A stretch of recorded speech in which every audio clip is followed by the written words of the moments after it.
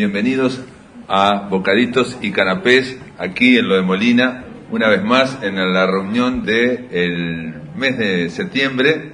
Como siempre, una vez al mes nos reunimos en este centro cultural para hablar, para escuchar, para oír textos, cuentos breves, microficciones, para tratar de hablar de las brevedades en la literatura, más bien de oír brevedades literarias, narrativas, pero a veces hemos también oído poesía aquí en este ciclo. Gracias a todos por venir en este domingo lluvioso, y sorprende, ¿no?, que la cantidad de gente que viene siempre ha sostenido el público. Y ya mismo vamos a arrancar, vamos a empezar a presentar a los invitados de hoy, y se me ocurre que en vez de lo que hice otras veces, que es presentarlos a todos uno y leer todos las bios, los currículums, y después todo el mundo se entrevera cuál era cuál, quién era qué, de cuál dijo qué, voy a hacer lo contrario, lo que he hecho todos estos meses, y vamos a ir presentándolos de a uno, y vamos a oír lo que vienen a leer. Entonces, yo acá tengo primero a Macarena Gómez Lombide. ¿Podemos arrancar con Maca? Bueno, Macarena, encima arranco con la más difícil. ¿Por qué? Porque Macarena mandó una bio, unos datos, pero muy especiales. Mandó en primera persona. Pero mandé dos. Mandó dos, acá lo está diciendo, mandó dos. Uno en primera persona y uno en tercera. Pero lo que yo pensé es que yo, que soy el de tercera persona, voy a leer el de primera persona. Así que voy a leerlo yo como si fuera la propia Maca. Y para presentarse dice: pensar en una presentación de mí misma siempre me es difícil. Incluir, destacar, omitir. Hay ciertas tendencias. ¿En qué he usado el tiempo para tratar de decir soy esto? Un poco he intentado ser persona y expresar lo que siento. Otro poco intento dedicarme a la comunicación y a los derechos humanos. También desde hace algunos años trato de ser madre y compañera, de no solamente estar en el mundo, de ser una mujer libre buscando desesperadamente despojarme de mis propias ataduras. Un ensayo constante por dejar de ser todo lo que no quiero ser, pero de todos modos sigo siendo. Muy bien, esta es Macarena Gómez, y nada, Maca, te oímos. ¿Trajo las cosas para leer? Sí. Las cosas se le llama yo. Traje.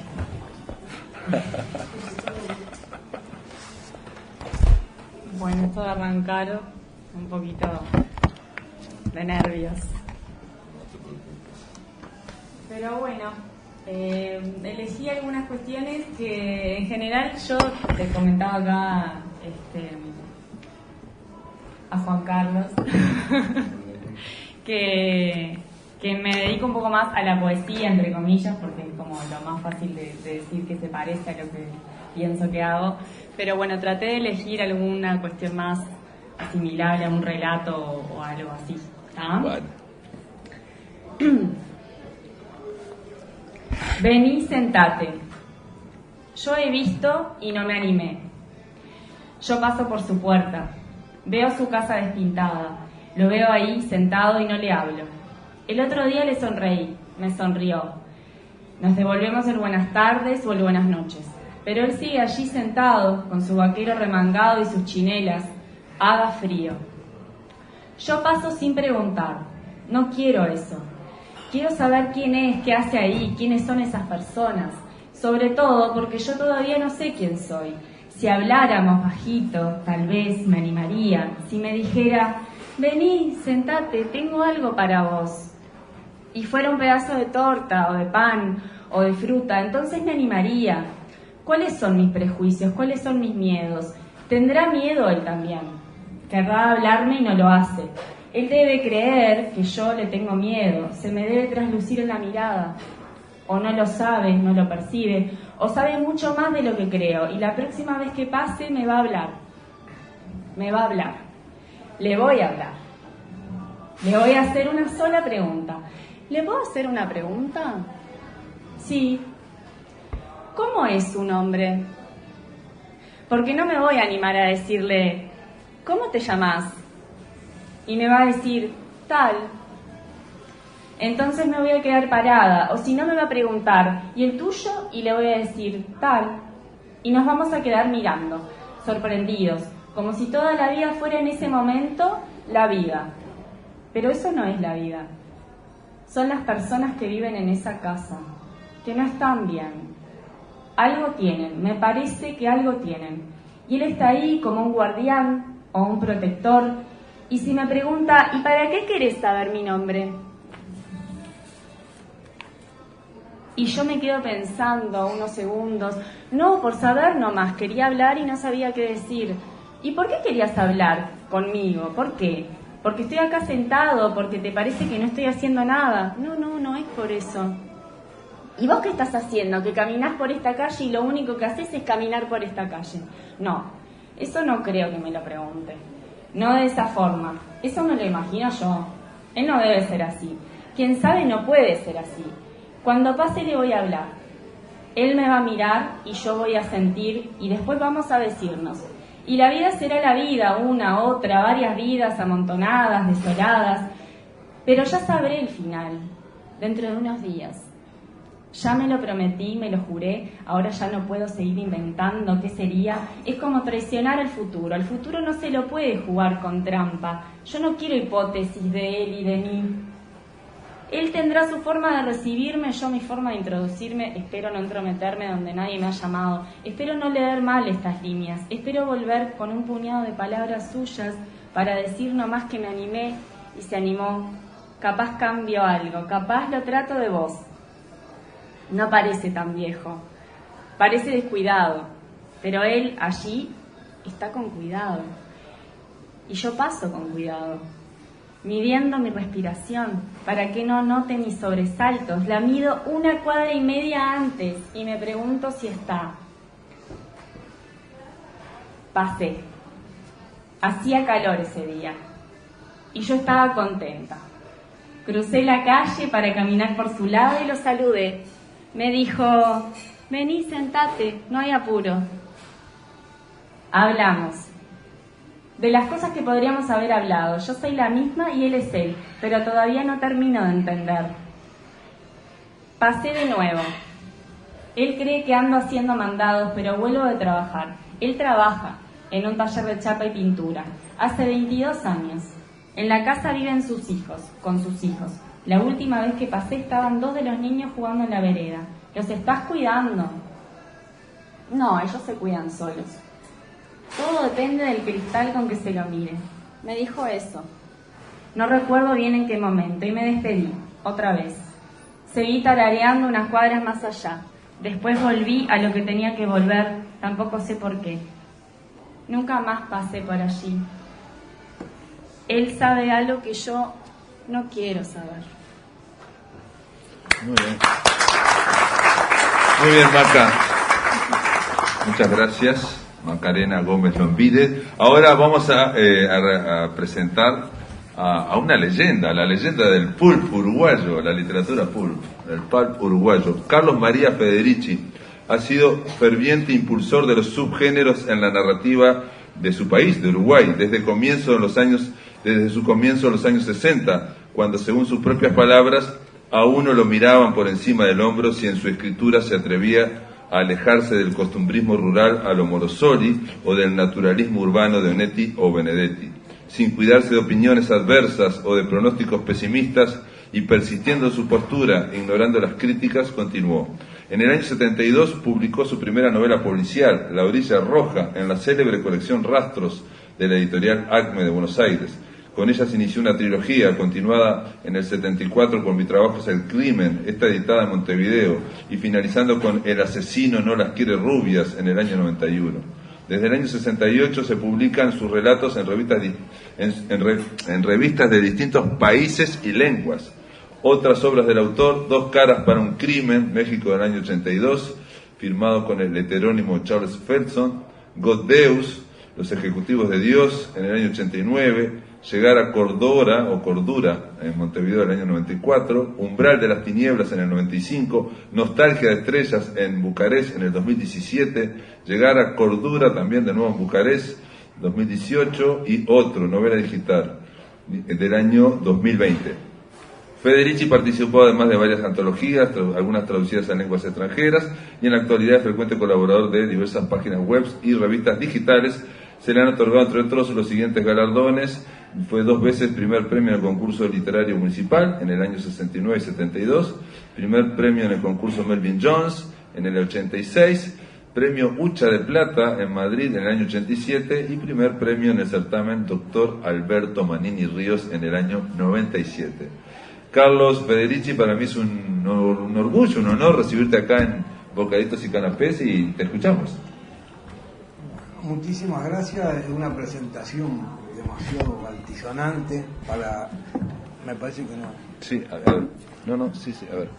Lo mismo le pasó a Alain Delon, así que no me puedo quejar. Así, tenés que ponértelo así. Hola, ahí sí. Ahora sí. Sí. Bueno, y la verdad que yo le había dicho a los organizadores con tiempo de que la invitación yo le agradezco muchísimo, igual que la presencia de todos ustedes, pero que esa cuenta y riesgo de ello, porque yo en esta reunión literaria, y él yo la anticipó, vengo a meter un matiz distinto, el matiz de la narrativa popular, o sea, el palco, como dijo acá el señor. Es lo que yo he cultivado. De vez en cuando me remontaba un poquito, y ahí llegaron esos premios que leyó el señor ahí en la presentación. Pero en general me he dedicado a los géneros, y los respeto muchísimo, y respeto muchísimo las revistas en que salían, que lamentablemente hoy ya no existen. De ahí yo saqué mi principal inspiración. Comenzamos ahora. Lo que yo vine pensando y considerando acá, que eran relatos ultra breves, no relatos más bien largos. Entonces yo traje uno. Estos relatos, algunos de los que yo voy a decir acá, fueron escritos en la década del 70 para una revista mexicana llamada El Cuento, que para mí, a mi entender, fue pionera en esta modalidad, que ahora se extendió muchísimo desde el advenimiento de los teléfonos digitales. Mucha gente lo hizo por el teléfono, los cuentitos estos, pero en esa época ya se hacía. Y la verdad que yo fui ahí muy bien recibido, pero lamentablemente mi ilusión era llegar a la parte central, de la revista, donde estaban los cuentos más extensos. Eso en aquel momento no lo conseguí, pero sí los cuentos cortos. Y vamos a dar algunos ejemplos. Como son muy cortitos, no me aplaudan al final de cada uno, porque me voy a engolosinar y se me van a subir los humos, ¿no? Bueno, vamos a hacerlo así. Voy a tratar de leer lo mejor posible.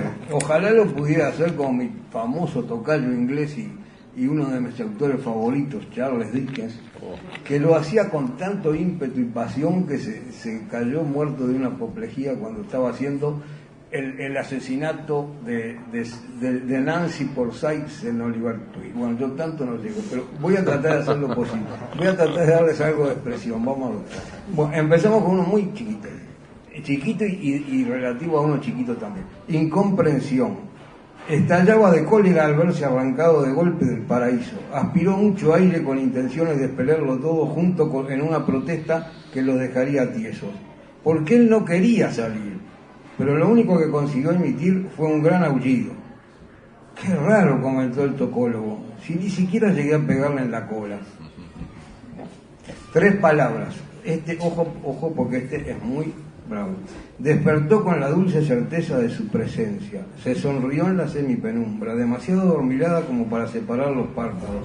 Pero qué falta le hacía. Sabía que era él, el corazón se le hinchaba de amor. Atisbó por entre las rubias pestañas y vio la figura dorada recostarse muy negra contra la luz del candil. Se incorporó sobre las almohadas, siempre abierta a la sonrisa, agradeciéndole en silencio a Dios el haberla bendecido con aquel amor tan inmenso y tan exótico. Los oscuros labios de la silueta comenzaron a moverse y ella se estremeció anhelante de aquellas sus 3 palabras de siempre que la colmaban de dicha y de deleite. «¿Cuánto te quiero?», esperó. «Rezasteis vuestras oraciones», dijo el moro. ¿Saben quién era? ¿Alguien sabe quién era el moro? ¿No? Otelo, el moro. Ahora viene otra más chiquito todavía. Indigesto. Con un plash, el monstruo estiró el cuello más arriba de la superficie luego de su trabajosa digestión. Aún repetía el regusto del humano. Su sonoro eructo horadó la noche y rizó las gélidas aguas del Lodge. Después viene otro, apoteosis. El viejo actor, muerto en la miseria y el olvido, abrió los ojos. «Estoy vivo otra vez», se glorió. «Era verdad entonces que uno reencarna». Había oído decir que no necesariamente se volvían a nacer en forma humana, y por unos instantes angustiosos le asaltó el temor de haberse convertido en una despreciable rata o en un gusano repugnante. Pero no, sintió que tenía alas, que su cuerpo liviano y ágil podía remontarse a las alturas, y oyó algo que lo llenó de gozo y de alegría. Palmadas, palmadas repetidas. Me aplauden, por fin se me aprecia como merezco. Gracias, gracias a mi público fiel por sus... Mosquito desgraciado, refunfuñó el hombrón, todo recientemente picado. Te me ibas a escapar. Ahí terminó la primera serie.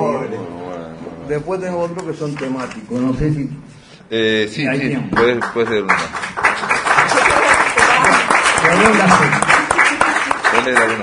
Temática. Terrorinas, o sea, pildoritas de terror. Artura. Tras un sinnúmero de constantes y reiteradas perturbaciones de su sueño milenario, en 1937 el gran Cthulhu consideró rebasado su límite de tolerancia. ¡Te callarás por fin!, rugió. Sumiso, Howard Phillips Lovecraft expiró. Después viene Indigesto. El Digesto este ya lo puse, el monstruo lo puse dos veces, ya está. Uno un poquito más larguito. Luna de la maldición. Me estoy muriendo. La vida se me escapa en chorros escarlatas que no puedo contener. Igual que los demás, me descuidé. La horrorosa visión me conmovió de tal manera que olvidé la prudencia. Debió de haber visto mi sombra, o quizás hice algún ruido. Ahora está a salvo. Yo era el único que sospechaba de él. Nadie lo creería. Parecía uno de tantos, a pesar de su reserva y de sus costumbres algo raras. Yo fui el único que recordó que él conocía a todas las víctimas, y todas las muertes habían ocurrido en noche de luna nueva. Y las heridas, solo uno de ellos podía causar esas heridas. Pensé en las viejas leyendas y me dediqué a vigilarlo de cerca. Y ahora confirmo mis sospechas, pero me muero y ya nadie lo sabrá. Aún lo distingo, aunque cada vez con menos claridad. Erguido frente a mí sobre sus dos patas blancas, su repulsiva desnudez sin pelo y su hierro tronador, humeante todavía, y ríe, con la espantosa risa roma de los lobos hombres. Bueno, muy bien. Gracias, Carlos María Federici. Muchas gracias. Muy bien. Seguimos aquí en Bocaditos y Canapés. El siguiente es, Juan Carlos Alvarado. Él nació en Salto, pero reside en Montevideo. Fue codirector de la revista literaria La Piedra Alta, de Salto, y Literatosis, de Montevideo. Es profesor efectivo de literatura uruguaya en el IPA, el Instituto de Profesores Artigas, y ha participado en diversas antologías. Publicó los libros Complicidad Lunar en el 2008, La Guerra de los Animales en el 2015 y Ciudad de Cartón en el 2021. Bueno, bienvenido, Juan Carlos, y te escuchamos. Muchas gracias. Hola, ¿me oye? Primero quería agradecer a Marcos la invitación y a ti, Pablo, también. Y me da mucho gusto compartir con ustedes. Bueno, así. ¿Me escuchan? ¿No? Bueno, no quería gritar, pero ahora sí. Y a ustedes también, siempre valoro inmensamente que haya una o dos personas escuchando, y acá hay 20 personas escuchando, ¿no? Así que les agradezco muchísimo. Estas instancias son importantes. Voy a leer unos pequeños ejercicios de éxtasis, que son la traslación de una obra cualquiera a otro lenguaje.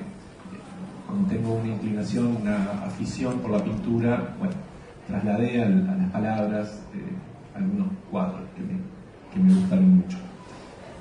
Bombín celeste y tejas inglesas. Llueve hombres de punta, pero de punta en negro y zapatos lustrosos. Sobre las cornisas se retratan sus ojos. Llueve multitudinariamente. Alguien habrá tras las cortinas de alguna ventana, soñando con su príncipe gris que viene de lejos. Pero los príncipes no vuelan y se aplastan contra el suelo si nadie se atreve a salir a la abombada calle a esperar que se salve uno cayendo dentro del vaso con agua que se posó sobre cualquier palabra. Juan Carlos, alejate un poquito el micrófono y... ¿Ahora? Bueno, vieron que no soy experto para nada, soy torpe en todo. Pero sos docente, tenés una voz buena. Bueno, ajedrez y espejos. Una mujer desnuda juega al ajedrez contra un hombre que viste impecable traje a rayas. La mujer Introduce las piezas que le dan a su contrario entre sus piernas. El hombre mastica perezosamente aquellas que obtiene de la hembra. Ella juega con blancas, él con negras. Detrás, un espejo repite aleatoriamente cada uno de los movimientos. Yo creo estar en ese lado del espejo y veo a los dos jugando mientras de mi lado las imágenes se demoran en repetir los gestos o eligen representar algunos que hicieron el comienzo u otros que realizarán.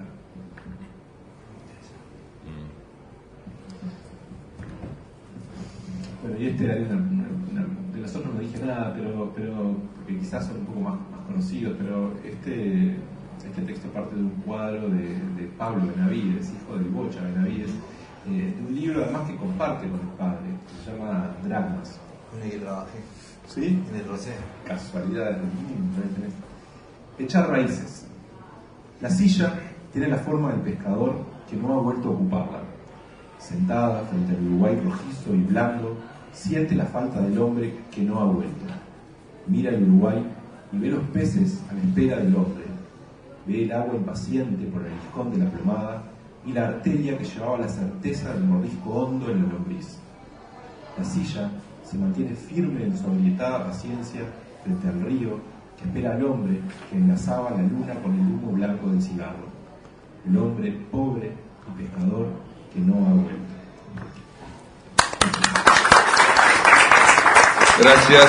Gracias Juan Carlos Alvarado. Ahora vamos a darle ahora le toca, bueno, están leyendo rapidísimo, che. Ahora le toca el turno a Fernando Gutiérrez Almeida. Fernando Gutiérrez nació en Montevideo, pero está radicado en Las Piedras, me decía. Se recibió de docente de filosofía en el 2001 y de docente de matemáticas en el 2003 en el IPA.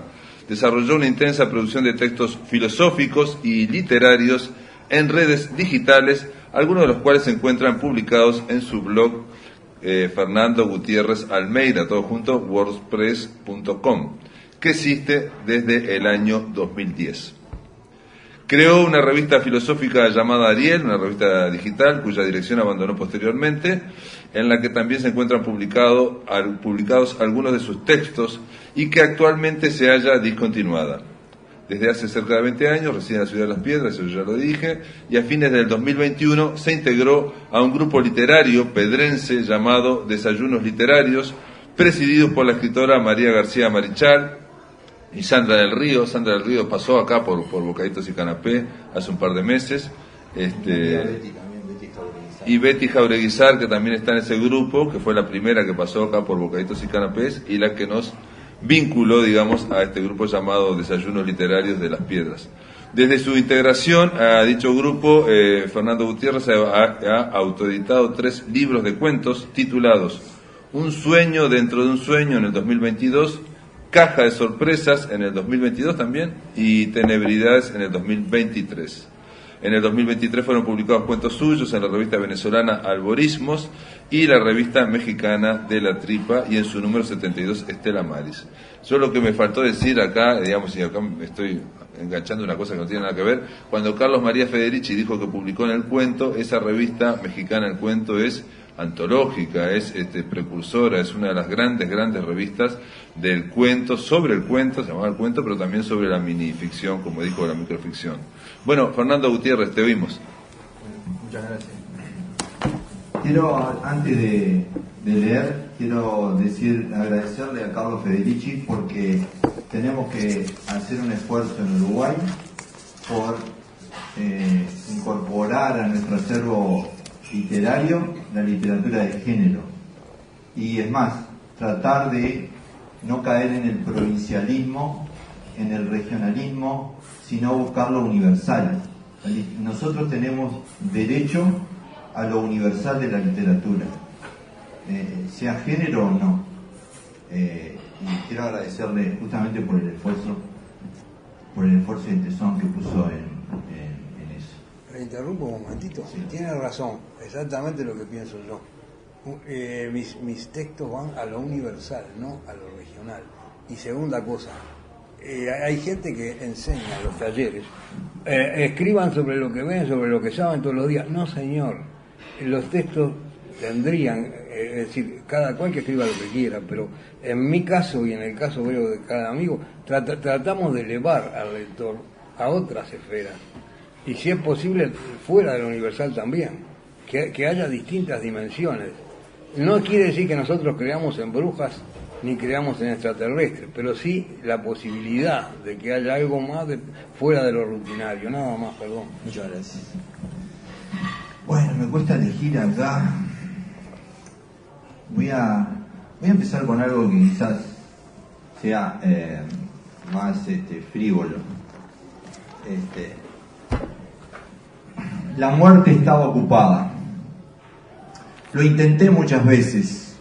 La última vez sabía que finalmente cambiaría de opinión y me decidiría a vivir así que hice todo lo posible para que saliera bien.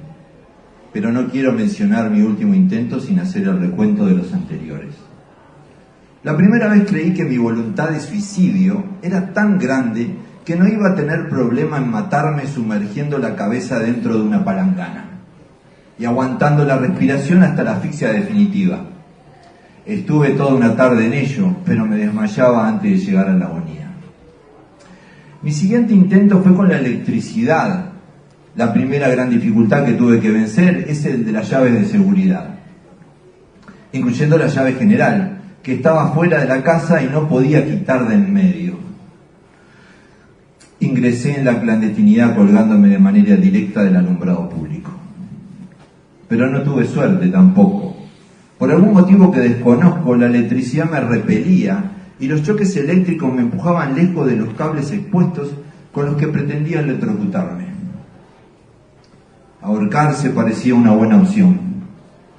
Pero en los muchos intentos que realicé, siempre sucedían una de dos fatalidades contrarias a mi voluntad suicida.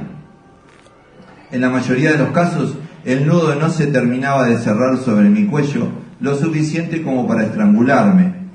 Y en alguno que otro caso esporádico, la cuerda o el cordel se rompían, se desprendían misteriosamente de su soporte o directamente lo dañaban.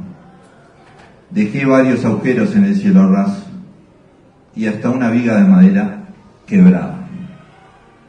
Nadé varias veces muy lejos de la costa, lo más que pude, y siempre al caer en la inconsciencia y por algún motivo que desconozco, quedaba flotando boca arriba y no tardaba en aparecer algún bote o yate o incluso, contra toda lógica, una fuerte marejada que me arrastraba rápidamente a la orilla. En todos los casos apareció un disciplinado salvavidas cuyas maniobras de resucitación fueron un éxito. Cuando intenté encerrarme por completo y envenenarme con gas de garrafa, alguien tiró una piedra contra una de mis ventanas, dejando, cuando yo ya no podía reaccionar, un gigantesco hueco que aireó perfectamente el lugar. Me desperté al otro día con la noticia del destrozo y la frustrante necesidad de arreglarlo. No lo intenté más de esa manera porque no quería que siguieran apedreando mi casa. Empecé a comprender que una fuerza divina me quería vivo cuando me lancé de un tercer piso, aprovechando una visita a casa de un amigo adinerado, y en el apuro de hacerlo con disimulo terminé descubriendo que tenía una piscina nueva junto a su estupenda mansión, no satisfecho con la climatizada que había hecho construir en la sala principal. De todos modos, no desistí y logré escabullirme a la terraza de un edificio de 30 plantas. Pero al caer casi inmediatamente mi gabán se enganchó de un parante cuya notoria flexibilidad me ahorró incluso daños corporales menores. No sabría decir por qué estaba ahí ni qué función cumplía, pero debo admitir que fue admirable la manera en que me rescataron los bomberos con una grúa, lo cual me obligó a mentir y a afirmar que simplemente me había resbalado en el imprudente acto de mirar hacia abajo. Mi último intento fue muy calculado, porque ya estaba más que claro que sería el último. Me tiré delante de un tren cuando solo estaba a unos 10 metros de distancia. No podía fallar, pero fallé. Caí con precisión milimétrica entre los dos rieles y sobre los durmientes, de tal modo que el tren pasó por encima mío, y desde ese momento no me atreví a salir de mi posición, pues por primera vez tuve miedo de la muerte. 5 minutos tardó en pasar la larga formación de vagones sobre mí, tiempo suficiente como para que me diera cuenta de que ya no tenía deseos de suicidarme. Me levanté animado, estiré mi ropa y le sacudí el polvo, y fui a una cafetería a pedir un capuchino con sándwiches calientes y pensar en el futuro. Mientras lo hacía, se coló en mi mente una convicción. La muerte no me había prestado atención, quizá muy ocupada con asuntos más urgentes.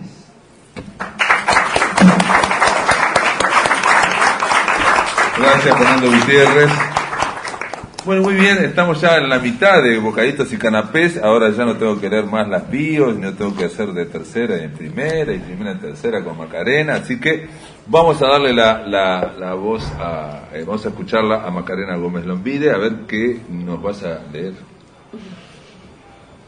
Bueno, también quería agradecer porque hoy en el apuro de los nervios y todo.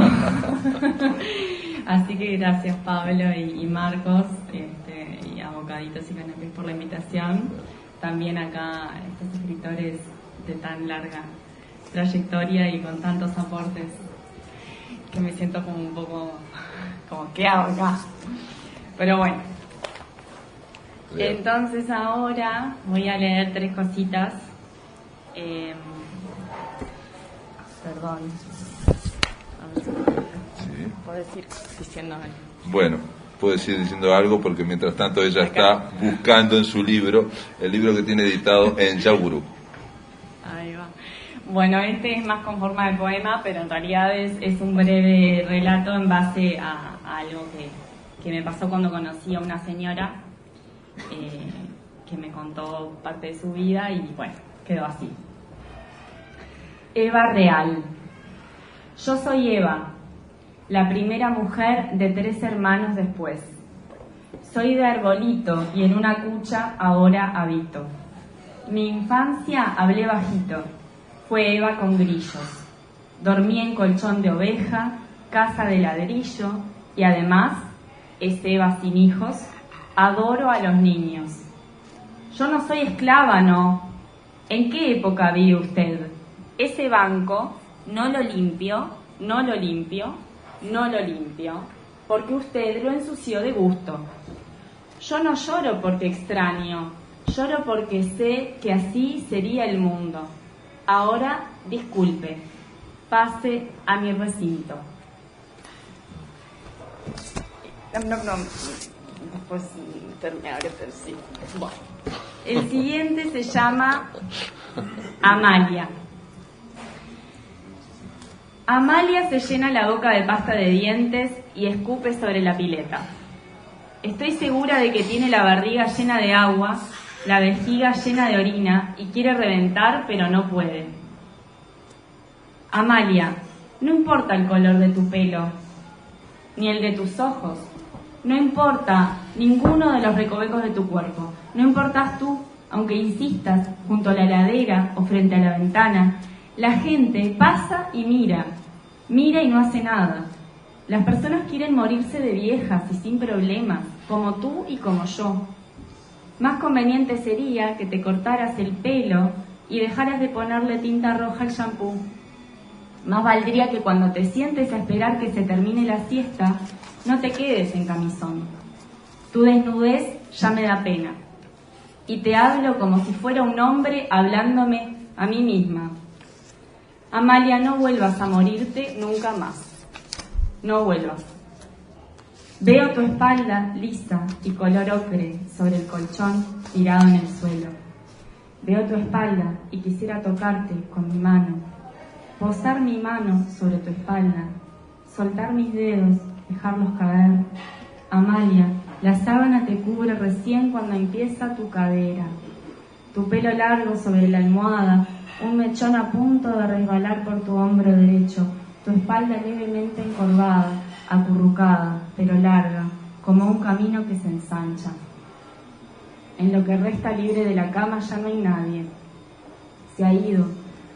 Tan rápida, tan invisible es su presencia y te ha dejado tan sola. Yo no entiendo. ¿Cómo es posible? Quisiera acostarme junto a ti y morirme a tu lado. Amalia, duermo al compás de tus pulmones. Duermo, pero antes cuento una a una tus vértebras y me enamoro.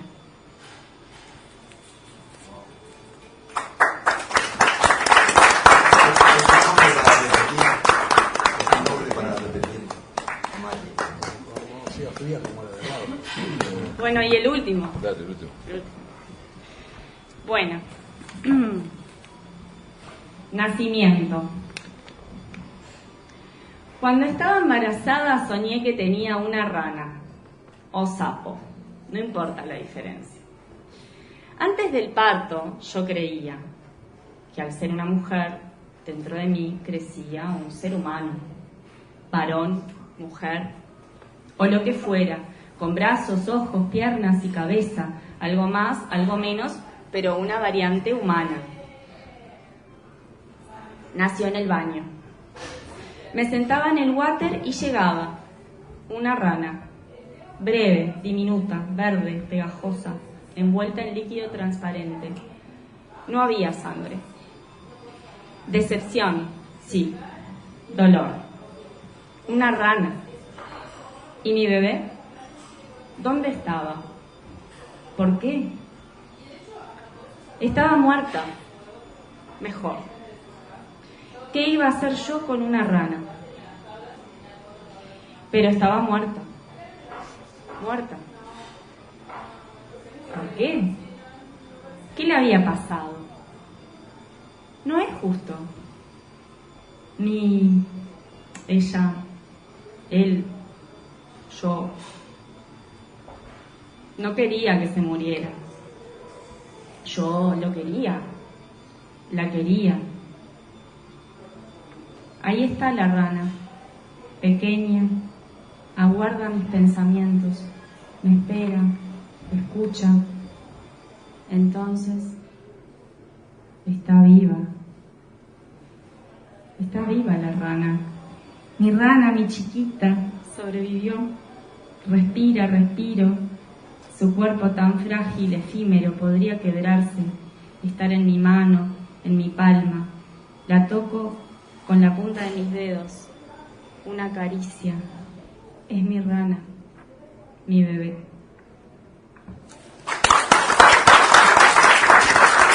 Gracias Macarena. Seguimos aquí en Bocaditos y Canapés y seguimos con el mismo orden, o sea, no vamos a innovar, no hay que innovar, dije, no sé quién. Carlos María Federici, te escuchamos. Segunda parte. Esta parte la titulé Parpadeos de la historia, es decir, pequeños trozos de una historia desconocida. Empezamos por lo más antiguo, exceso de peso. Hacía tiempo que estaba preocupado con lo que sucedía a su alrededor. Sus vecinos morían como moscas sin que se supiese la causa. El mundo ya no era seguro. Por eso apenas oyó el aviso y la convocatoria, reunió aproximadamente a su familia, procurando ser de los primeros antes de que se acabase el cupo. Pero fue verlos y el viejo movió la cabeza con pesar. Imposible, lo harían zozobrar. El arca partió sin ellos. Así fue como se extinguieron los dinosaurios. Seguimos, otra cosa. La penúltima hilera, ya entramos un poco más adelante en la historia. Durante 40 días y 40 noches, 120 fornidos esclavos nubios, en turno de a 6, cargaron hasta la misma cima a Azur, en su ornamentado palanquín. Al gran rey le parecía rozar las nubes con el ápice de su corona, reluciente de piedras preciosas. Alzó la arrogante testa y ordenó: ¡más brío! ¡Ya casi llegamos! Los capataces azotaron las sufridas espaldas de los esclavos que se afanaban, al límite de su resistencia, en colocar hilera tras hilera de ladrillos en espiral ascendente. De pronto el trabajo se detuvo. Un silencio ominoso cayó sobre la escena y la mirada relampagueante del monarca fue rubricada por el trueno de una exclamación airada: ¿qué significa esto, perro? ¿Por qué han parado? Reuniendo a puras a duras penas el coraje, el jefe de obra se atrevió a decir: se agotaron los ladrillos, mi señor, y no queda argamasa.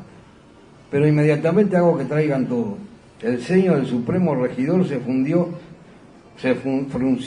en un rictus de cólera.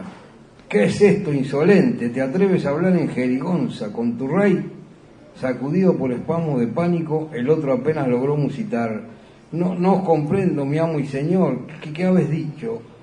Al pie reinaba el caos, y arriba, en el cercano pero todavía inaccesible cielo, se oyó algo así como un inmenso suspiro de alivio que, cual huracán devastador, arrasó, al menos por el momento, con otro de los locos sueños de la humanidad. Ahora otro. Este es más moderno todavía, de locos. Miró pasar los automóviles, zumbando como si los persiguiera el mismo Belcebú. Observó atentamente a las personas, de rostros duros, de rostros tristes, de rostros extraviados e indiferentes. No hizo ningún caso de los que se paraban a gritarle ¡loco!, señalándolo con el dedo y riéndose. Se mantuvo en una pose favorita suya, con la mano derecha escondida bajo una solapa, el brazo izquierdo doblado por detrás de la cintura y una de las piernas ligeramente flexionada. En determinado momento dio media vuelta y retornó a la máquina del tiempo. Siga construyéndome los globos para la invasión de Inglaterra, ordenó a von Hofstinger, el sabio alemán. El futuro no me interesa, es un mundo de locos.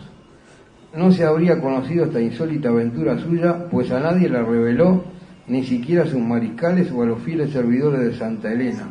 Y von Hofstinger, el único testigo, murió casi inmediatamente. Pero por fortuna para la Société d'Histoire, la vengativa Josefina, que consiguió arrancarle la confidencia entre los delirios de una noche de pasión, la registra fielmente en sus memorias secretas. Terminó la historia. Gracias. Muchas gracias, Carlos Federici. Ahora seguimos con Juan Carlos Alvarado. El hombre que podía mover las orejas como un hipopótamo. Amigo, dijo el hombre que podía mover las orejas como un hipopótamo, déjeme decirle que hoy voy a tratar de convencerlo exactamente de lo contrario que usted podría suponer si pretende seguir el hilo de mis argumentos. Y de paso, lamento decirle que esta es una historia feliz. No es que tenga, habría que subrayar esa palabra, final feliz, sino que es feliz, solamente eso. Así, sin mayores presentaciones, el hombre que podía mover las orejas como un hipopótamo comenzó a desgranar su historia. Yo me sentaba casi todas las tardes frente a algún carrito distinto, de esos que vienen con olor incluido, generalmente después de trabajar. El tipo que soy yo hacía eso. Este, que ahora cuenta como si se tratara de algún parroquiano de bar, yo era un parroquiano de los carritos de comida. No sé con exactitud qué me atraía de ellos. Podía quedarme horas mirando el ir y venir de la gente, el movimiento de las empleadas que en ocasiones ni siquiera hablaban entre ellas. Me deslumbraba el aluminio brillante del exterior y las fotografías que nunca tenían mucho que ver con comida. Una de ellas tenía una gran imagen de un león rugiendo. No sé cómo debería haberlo mirado. Por ese entonces ya estaba seguro que cualquier hallazgo en mi casa sería una revelación, incluso si esa revelación me mostrara lo contrario a aquello que se me hubiera querido revelar. Todo es sencillo, más sencillo de lo que usted cree en su supina inteligencia, mi amigo, dijo el hombre, y lo dijo mientras sacaba trabajosamente el resto de su cuerpo de debajo de un mueble viejo de patas altas que ocupa gran parte del pasillo. Y luego, con un gesto rápido, casi un salto, se sentaba sobre él dejando los pies colgando de manera un poco infantil. Aunque ahora que lo pienso, es la única manera que existe dejar los pies colgando cuando uno se sienta sobre algo alto. Usted debe creer lo que quiera creer para dejar de creer lo que realmente cree. No sea un soberano remendado. Es casi como caminar hacia atrás con la vista fija en el presente. Sé, todos sabemos, que no es imposible la combinación de efectos. El movimiento, por ejemplo, con la fe. Usted no camina, por ende no hay fe. Usted anda y aparece. La fe son sus zapatos, estimado amigo. Son sus medias. No estas que se apilan aquí como valientes gusanos del tufo. Solo ahora comprobaba que había medias por todos lados.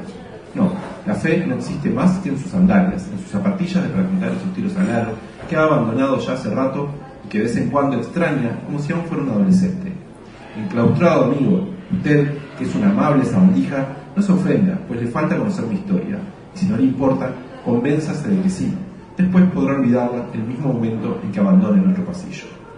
Historia del hombre que podía mover las orejas con un hipopótamo. No voy a contar toda, no se preocupen. Creo que aunque no conocemos poco, usted y yo estaremos de acuerdo que no existe una historia que no sea una historia de amor. Y usted dirá, ¿amor a la ciencia, al hábito del calendario, a la milanesa napolitana para dos?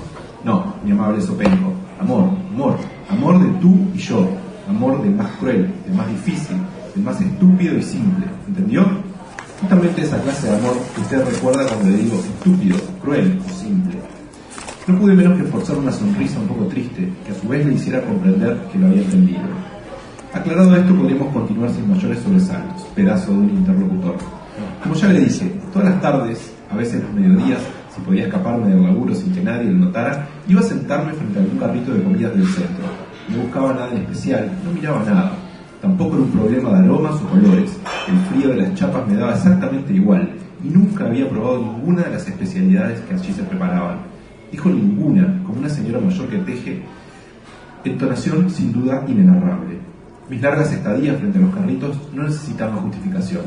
A veces me interesaba por algún cliente asiduo, intentaba recordar si iba o no todos los días a la misma hora, pero después de 2 o 3 registros mentales ya estaba atento a otra cosa y nunca lograba completar ningún patrón. Toda mi actividad era un canto alado y agudo a la pérdida de tiempo. Mi vida entera transcurría como deben transcurrir las cosas que solo son una pérdida de tiempo, hasta que un día la vi. Lo primero que noté fue la mugre debajo de las uñas, una asquerosidad, dirá probablemente usted. Para mí fue una emoción. Supuse cosas, inventé una historia, un pasado donde la limpieza debajo de las uñas no era una cuestión trascendente. Pobrecilla, me decía, y a su vez me iba ganando una simpatía inefable por sus hombros y sus breves pausas. Yo la miraba, no hacía más que verla absorta en su trabajo, preparando un choripán y destapando tintineantes botellitas de cerveza. Un día fijó por un instante sus ojos en mí, quedé paralizado, como si me hubieran atado desnudo a un árbol rugoso y añejo, rozando una mejilla cada vez más colorada y ardiente. Creo que mis pupilas no se animaron a reaccionar. Cuando pude mover un dedo, salí corriendo de felicidad. Comencé a llevar todos los días mi felicidad a cuestas, hasta el banco frente al carrito donde ella trabajaba con sus uñas, y eso me cansaba un poco, así que la dejaba a veces en el banco para encontrármela intacta al otro día. Esa es la ventaja de las felicidades, si no las compartimos, claro está. Uno las puede dejar tranquilamente donde quiera porque son invisibles, solo por eso nadie las toca. Y como mi felicidad de carrito me pesaba demasiado, me acostumbré a dejarla ahí, esperando. El resto del día me la pasaba haciendo yo, sabiendo que de un momento a otro me reencontraría con ella, como hacemos casi todos, supongo. No fue en la segunda, ni en la tercera, ni siquiera cuarta mirada que todo cambió para mí. Creo que fue en la séptima, acaso la octava. Eso no importa. Dirá usted, no obstante, sí importa. No a usted, al helado interlocutor, ni a mí, a alguien le debe importar. De todas formas, que a alguien le puede importar, a mí, ¿qué me importa? ¿Comprende? El asunto es que en la séptima mirada u octava, ella me sonrió. En realidad, no sé si me sonrió, yo creí que ella podía sonreírme si quisiera, o tal vez hubiera deseado hacerlo, aunque su trabajo se lo impedía. El asunto, lo realmente importante, es que yo no pude despegarme del árbol. Estaba atado, las manos rodeaban el tronco y se encontraban del otro lado inmóviles y frías. Las piernas tenían varias vueltas de algo que las ajustaba en realidad. No podía hacer nada, el árbol era enorme y crecía, pero su mirada se demoró un poco más de lo común. Comencé a hacer fuerza, como cuando uno hace fuerza, digamos, para pensar. Al menos esa vez no pensé, solo dejé que sucediera. Y así fue que mis orejas aletearon espasmódicamente como hojitas sacudidas por el viento. Y ella comprendió, o pudo haber comprendido. Empecé a moverle las orejas como un hipopótamo por el mes lluvioso. Cuando llegaron los vientos cálidos, ya podía moverlas sin hacer demasiado esfuerzo, lo que me permitía concentrarme en sus reacciones, que eran casi imperceptibles. Un ajuste del cuello de la camisa, a rayas, un rascarse la nuca o mordisquearse las uñas con un desgano. Esto último me confirmaba con más fuerza nuestra conexión. Yo movía las orejas con diferentes ritmos según mis estados de felicidad.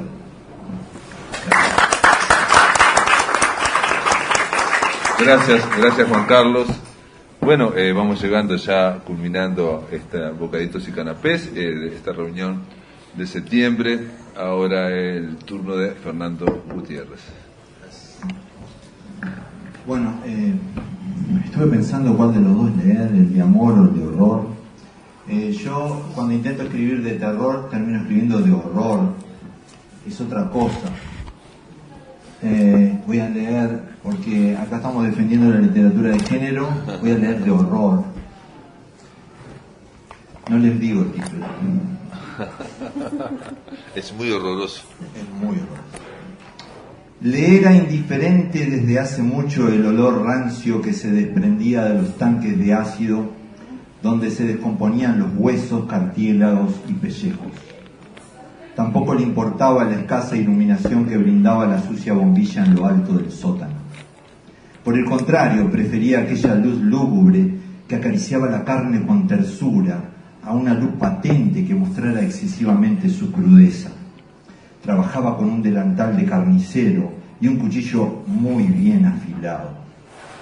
Un amigo judío le había enseñado a obtener el mejor de los filos en un frigorífico tiempo atrás.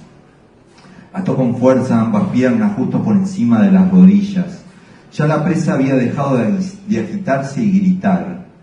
Cuando estuvo seguro de que el agarre era resistente, empezó a deslizar la cuerda por la roldana para levantar la carne, tratando de evitar las sacudidas innecesarias. Los chirridos de la roldana le generaron cierta preocupación. Tendría que revisar en qué estado se encontraba antes de verse obligado a repararla o ajustarla al techo sobre la marcha, lo que interrumpiría su acostumbrado ritual.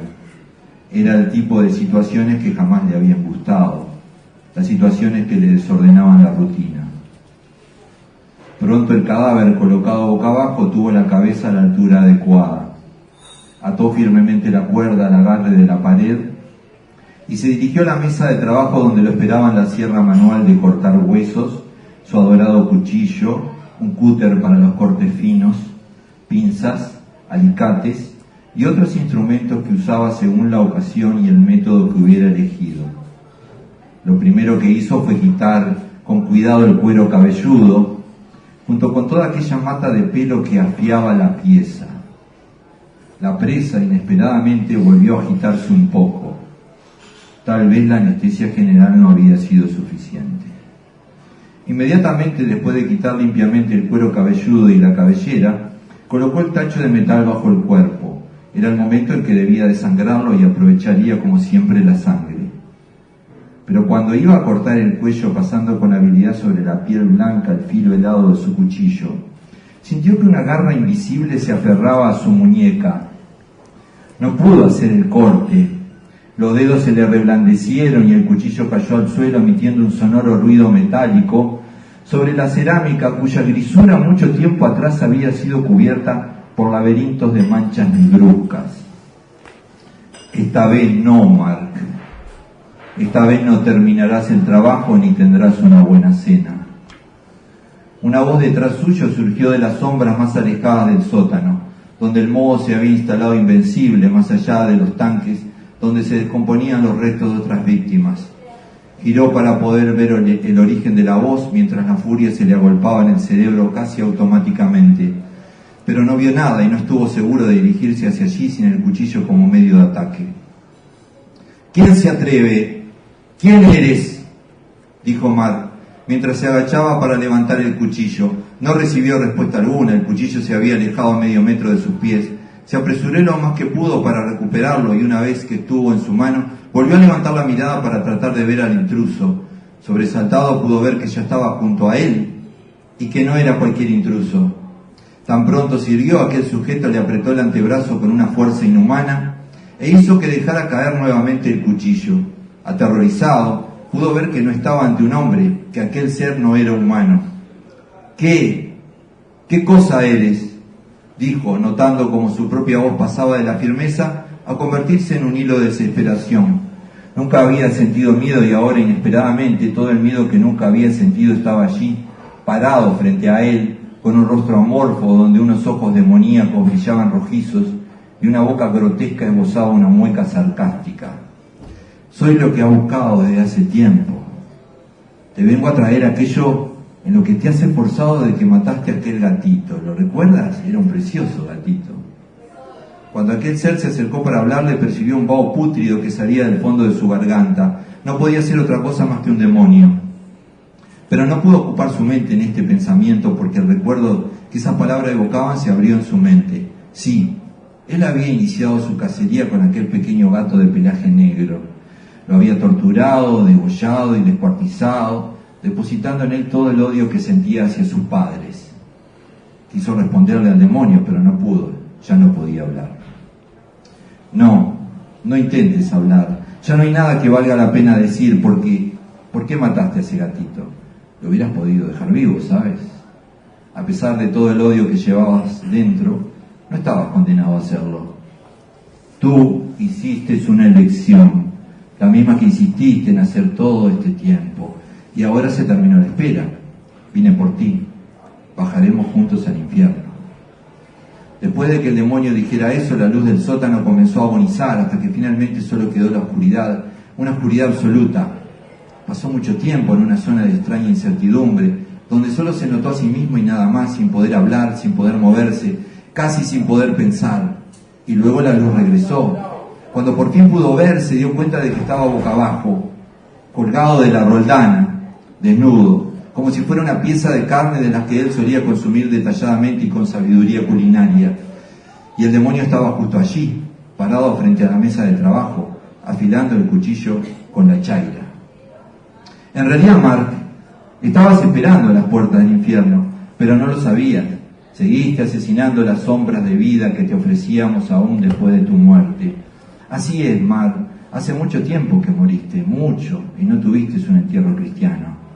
El misericordioso te dio infinidad de oportunidades para recapacitar y abandonar este cuchillo, pero seguiste devorando la sombra de tus deseos, incansable.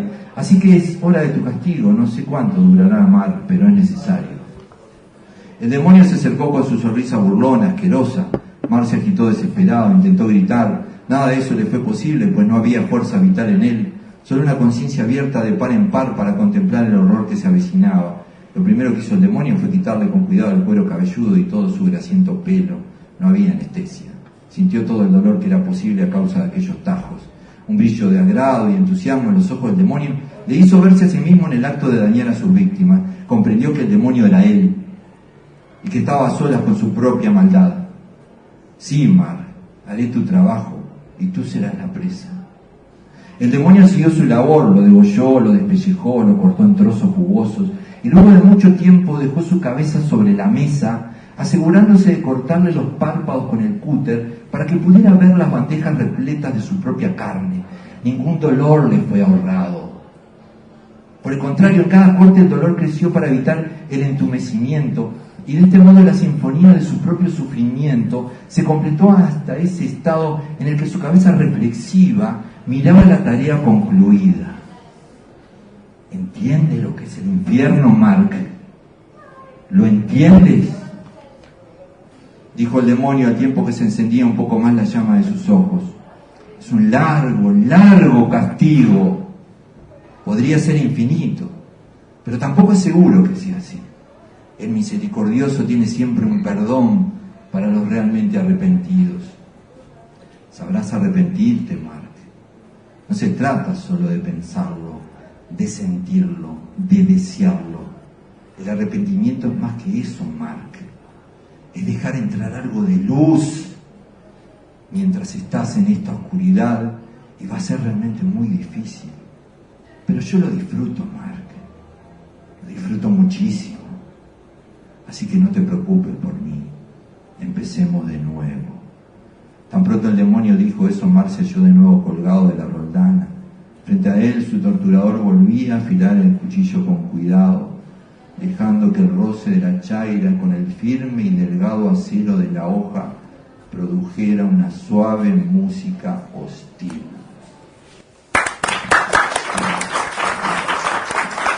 Gracias, muchas gracias a todos. Y bueno, se terminó Bocaditos y Canapés, continuamos en la próxima. Muchas gracias a todos por estar aquí y nada, seguimos oyendo historias breves aquí en Lo de Molina.